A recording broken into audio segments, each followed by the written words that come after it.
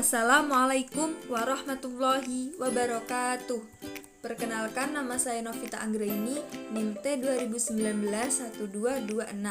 Dalam video kali ini saya akan membahas tentang rencana pelaksanaan pembelajaran yang biasa disebut dengan RPP. Kurikulumnya yaitu kurikulum 2013. Satuan pendidikannya SMP Negeri 2 Umbul Sari. Selanjutnya mata pelajaran. Mata pelajaran yang saya ambil yaitu Pendidikan Agama Islam dan Budi Pekerti pada kelas 7 semester ganjil. Materinya Quran Surah An-Nisa surah keempat ayat 146, Quran Surah Al-Baqarah surah kedua ayat 153, dan Quran Surah Ali Imran surah ketiga ayat 134, dan hadis terkait tentang ikhlas, sabar, dan pemaaf. Alokasi waktunya yaitu 3 kali 3 JP. JP biasa disebut dengan jam pelajaran. Tahun ajarannya 2020-2021. Yang pertama yaitu kompetensi inti. KI 1 berbunyi menghargai dan menghayati ajaran agama yang dianutnya. KI 2 menunjukkan perilaku jujur, disiplin, tanggung jawab, peduli atau toleran, gotong royong, santun, percaya diri dalam berinteraksi secara efektif dengan lingkungan sosial dan alam dalam jangkauan pergaulan dan keberadaannya. KI 3 memahami dan menerapkan pengetahuan faktual, konseptual, dan prosedural berdasarkan rasa ingin tahunya tentang ilmu pengetahuan, teknologi, seni dan budaya terkait fenomena dan kejadian tampak mata. KI 4 mengolah, menyaji dan menalar dalam ranah konkret atau menggunakan, mengurai, merangkai, memodifikasi dan membuat, dan ranah abstrak yaitu menulis, membaca, menghitung, menggambar dan mengarang sesuai dengan yang dipelajari di sekolah dan sumber lain yang sama dalam sudut pandang atau teori. Yang kedua yaitu kompetensi dasar dan indikator penilaian. KD 1.2 yaitu terbiasa membaca Al-Quran dengan meyakini bahwa Allah mencintai orang-orang yang ikhlas, sabar, dan pemaaf. Indikator penilaian 1.1.1 menyetujui dengan terbiasa membaca Al-Quran dapat meyakini bahwa Allah mencintai orang-orang yang ikhlas, sabar, dan pemaaf. KD 2.2 menunjukkan perilaku ikhlas, sabar, dan pemaaf sebagai implementasi pemahaman Quran Surah An-Nisa surah keempat ayat 146, Quran Surah Al-Baqarah surah kedua ayat 153, dan Quran Surah Ali Imran surah ketiga ayat 134, dan hadis terkait. Indikator penilaiannya 2.1.1 menampilkan perilaku ikhlas, sabar, dan pemaaf sebagai implementasi pemahaman Quran Surah An-Nisa surah keempat ayat 146, Quran Surah Al-Baqarah surah kedua ayat 153, dan Quran Surah Ali Imran surah ketiga ayat 134, dan hadis terkait. 2.1.2 menunjukkan perilaku ikhlas, sabar, dan pemaaf dalam kehidupan sehari-hari. KD 3.2 memahami Quran Surah An-Nisa surah keempat ayat 146, Quran Surah Al-Baqarah surah kedua ayat 153, Quran Surah Ali Imran surah ketiga ayat 134, serta hadis terkait tentang sabar, ikhlas, dan pemaaf. Indikator penilaiannya 3.1.1 menjelaskan pengertian dari perilaku sabar, ikhlas, dan pemaaf. 3.1.2 menjelaskan hikmah dari berperilaku sabar, ikhlas, dan pemaaf. KD 4.2 membaca Quran Surah An-Nisa surah keempat ayat 146, Quran Surah Al-Baqarah surah kedua ayat 153, Quran Surah Ali Imran surah ketiga ayat 134 dengan tartil. Indikator penilaian 4.1.1 melafalkan Quran Surah An-Nisa surah keempat ayat 146, Quran Surah Al-Baqarah surah kedua ayat 153, Quran Surat Ali Imran surat ketiga ayat 134 dengan tartil. 4.1.2 menguraikan hukum tajwid pada Quran Surah An-Nisa surat keempat ayat 196, Quran Surat Al-Baqarah surat kedua ayat 153, Quran Surah Ali Imran surah ketiga ayat 134. Selanjutnya yaitu tujuan pembelajaran. Pada pertemuan 1, memakai metode kooperatif teknik jigsaw, siswa dapat menampilkan perilaku ikhlas, sabar, dan pemaaf sebagai implementasi pemahaman Quran Surah An-Nisa surah keempat ayat 146, Quran Surah Al-Baqarah surah kedua ayat 153, Quran Surah Ali Imran surah ketiga ayat 134, dan hadis terkait. Yang kedua yaitu menunjukkan atau memberi contoh perilaku ikhlas, sabar, dan pemaaf dalam kehidupan sehari-hari. Pada pertemuan kedua yaitu menggunakan metode kooperatif teknik The Power of Two. Siswa dapat yang pertama menjelaskan pengertian dari perilaku sabar, ikhlas, dan pemaaf. Yang kedua menjelaskan hikmah dari berperilaku sabar, ikhlas, dan pemaaf. Melalui teknik Go to your post, siswa dapat yang pertama melafalkan Quran Surah An-Nisa surah keempat ayat 146, Quran Surah Al-Baqarah surah kedua ayat 153, Quran Surah Ali Imran surah ketiga ayat 134 dengan tartil. Yang kedua yaitu menguraikan hukum tajwid pada Quran Surah An-Nisa surah keempat ayat 146, Quran Surah Al-Baqarah surah kedua ayat 153, dan Quran Surah Ali Imran surah ketiga ayat 134. Pada pertemuan ketiga dilaksanakan ulangan harian. Pada ulangan harian ini siswa dapat yang pertama melalui tes tulis siswa dapat menjawab 30 pertanyaan dengan benar. Yang kedua melalui tes lisan siswa dapat menjawab 3 pertanyaan dengan tepat. Selanjutnya yaitu materi pembelajaran. Materi pembelajaran yang pertama saya menggunakan peta konsep, bisa dilihat seperti gambar di atas. Selanjutnya yaitu materi pembelajarannya saya buat dengan ringkasan materi. Yang pertama, ikhlas adalah salah satu perilaku seseorang yang apabila mengerjakan sesuatu tidak mengharapkan imbalan apapun. Seseorang yang melakukan sesuatu dengan ikhlas hanya mengharapkan ridho dari Allah Subhanahu wa Ta'ala. Yang kedua, sabar. Sabar adalah menahan diri dalam sebuah penderitaan karena menahan hawa nafsu untuk berontak terhadap sesuatu. Yang ketiga yaitu pemaaf, adalah orang yang mudah memaafkan atas perlakuan tidak baik seseorang kepada dirinya dan tidak membalas dengan keburukan. Selanjutnya yaitu metode pembelajaran. Yang pertama, pendekatan. Dalam pembelajaran ini menggunakan pendekatan saintifik karena pada pembelajaran ini dimaksudkan untuk memberi pemahaman kepada peserta didik untuk mengetahui, memahami, mempraktikkan apa yang sedang dipelajari secara ilmiah. Oleh karena itu, pada proses pembelajaran diajarkan agar peserta didik mencari tahu melalui mengamati, menanya, dan lain-lain.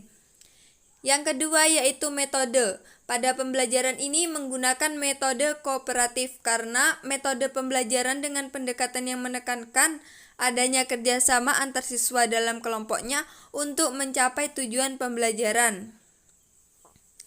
Dalam pembelajaran ini menggunakan metode kooperatif dengan dibentuknya kelompok-kelompok kecil.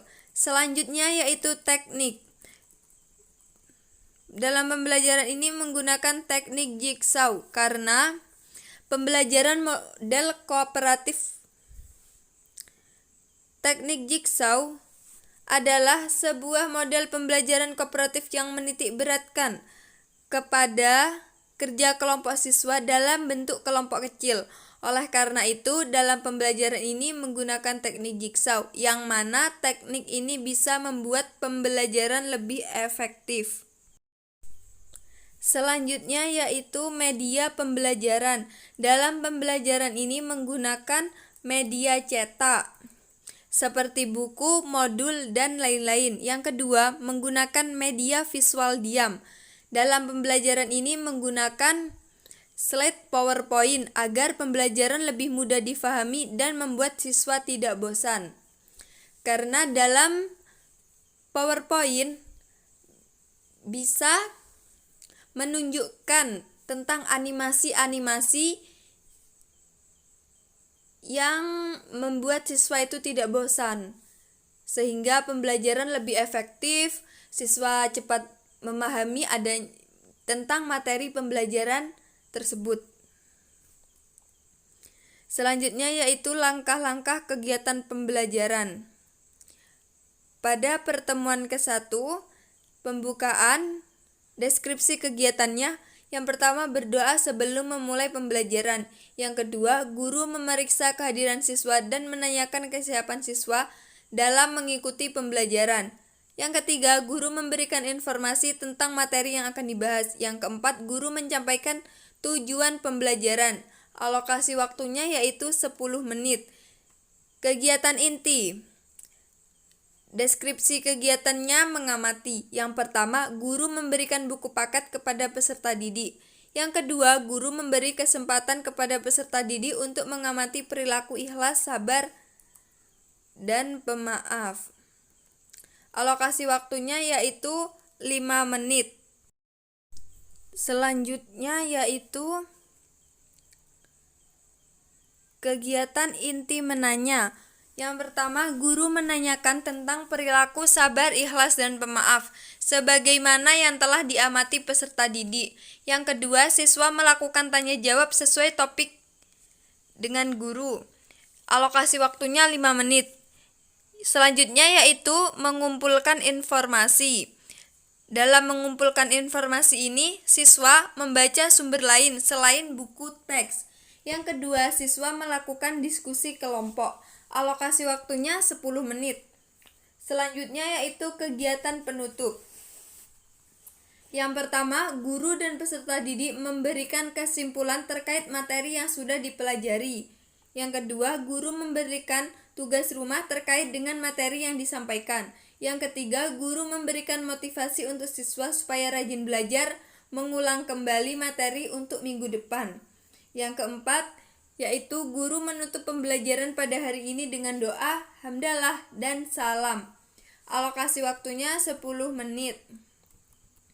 Selanjutnya pada pertemuan kedua. Pada pertemuan kedua ini, kegiatan pembelajarannya hampir sama dengan pertemuan yang pertama.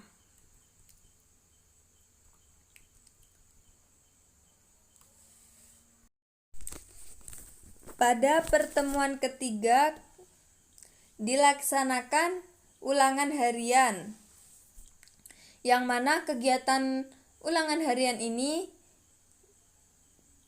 meliputi pendahuluan yang mendeskripsikan kegiatan seperti yang pertama, guru mengucapkan salam. Yang kedua, berdoa sebelum memulai pembelajaran.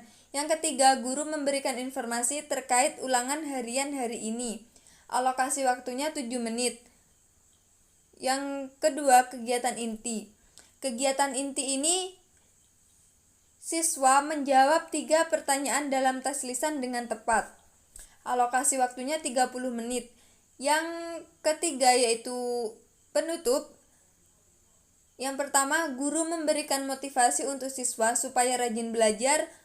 Yang kedua, guru memberikan apresiasi kepada siswa. Yang ketiga, guru menutup pembelajaran dengan doa, hamdalah, dan salam. Alokasi waktunya 3 menit. Selanjutnya yaitu penilaian. Pada penilaian sikap, yang pertama yaitu penilaian diri. Nomor 1 dengan indikator sikap bahwa menyetujui bahwa ikhlas, sabar, dan pemaaf adalah perintah agama dan harus diamalkan. Yang kedua, meyakini bahwa ikhlas, sabar, dan pemaaf adalah perintah agama dan harus diterapkan. Yang ketiga, yaitu menampilkan perilaku ikhlas, sabar, dan pemaaf sebagai implementasi pemahaman Quran Surah An-Nisa, Surah keempat ayat 146, Quran Surah Al-Baqarah Surah kedua ayat 153, Quran Surah Ali Imran Surah ketiga ayat 134, dan hadis terkait. Selanjutnya yang nomor 4 yaitu mempengaruhi orang lain untuk ikhlas, sabar, dan pemaaf. Selanjutnya terdapat kolom skor. Keterangan dari kolom skor tersebut yaitu yang pertama, nomor 1 yaitu tidak pernah, nomor 2 kadang-kadang, skor ketiga yaitu sering, skor keempat yaitu selalu. Penilaian diri yang kedua yaitu observasi. Dalam observasi ini juga terdapat tabel, bisa dilihat pada gambar di atas. Tabel-tabel tentang penilaian diri observasi. Keterangannya bisa dilihat di atas. Selanjutnya yaitu menggunakan penilaian pengetahuan, menggunakan tes tulis. Dalam tes tulis kali ini, guru membuat pertanyaan, yang mana pertanyaan tersebut masih seputar dengan materi yang telah disampaikan. Dalam tes tulis tersebut, guru bisa memberitahu peserta didik bahwa setiap soal itu terdapat poinnya. Semisal, untuk mencapai poin 100, guru membuat 5 pertanyaan dengan